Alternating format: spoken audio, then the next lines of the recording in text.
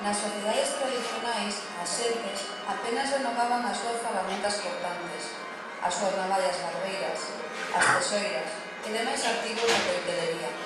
e precisan dos servizos do popular afiador ambulante, que chega a todas partes portando un instrumento de traballo típico, a roda de afiar,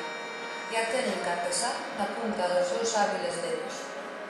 Na práctica cotidiana do oficio, o afiador ambulante presentouse históricamente como un modesto artesán que percorre o instrumento de traballo as aldeas, povos e cidades, afiando calquera utensilio de punta e fío ou a recompor recipientes de barro e, sobre todo, paraulas.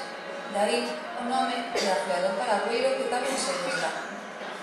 Representando a estea típica do afiador paragüeiro, os máis cativos nos interpretan a seguinte danza dos paraguas, coa música de Xota Pureira, lembrando os longos días de choiva, que chova, a troula acaba de comenzar.